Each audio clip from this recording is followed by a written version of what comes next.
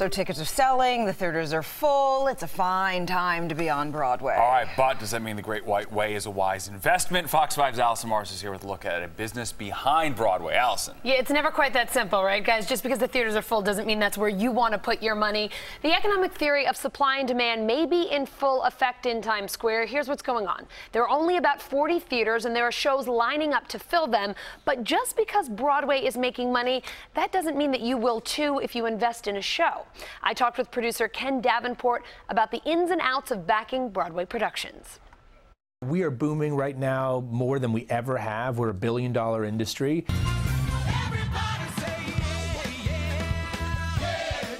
Business on Broadway is better than ever.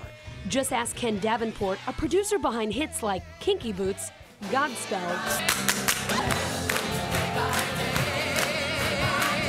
and right now, Spring Awakening. No sleep in heaven or Bethlehem. I don't think I've ever been more proud of any Broadway show I've ever produced. It comes from the company, the Deaf West Theater, and includes a cast of hearing and non-hearing actors on stage through a story told through song, dance, and American Sign Language. While the theater's thriving here in New York, investing in Broadway is a risky business. About 1 out of 5 shows recoup their investment. So it's a very risky business without a doubt. So I consider myself a serial startup guy. Every time I do a show, I have to get a whole bunch of new investors, I have to get a marketing team, I have to get management. So who puts up the money to get Broadway productions off the ground? Investors come from all over the country and all over the world. The average Broadway investment is probably about $25,000. Some producers will take as little as $10,000, some only take 6 figures and above. When Davenport revived Godspell in 2011, he took a unique approach and crowdfunded.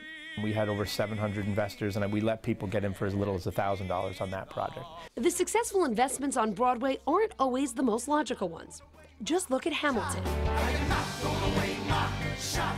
This summer's smash hit, a hip-hop-inspired musical about Alexander Hamilton, grossed nearly $1.6 million last week and nearly $24 million since it opened in July.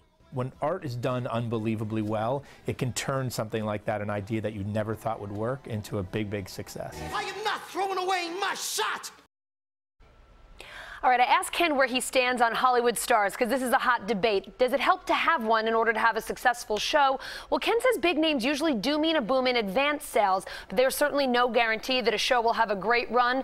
As for the star he would love to put on Broadway, he says Adam Sandler. He thinks that Sandler's stand-up and SNL experience would translate to a great performance on the stage. Wow, right? that is interesting. Yeah. He says comedians tend to do really well. He said when Will Ferrell came on to Broadway, he thought he was absolutely hysterical. In that environment. Yeah. No, it makes sense. They got a lot of name recognition too. A lot of people doing those shows are from out of town. All right. Thank you very much, Allison.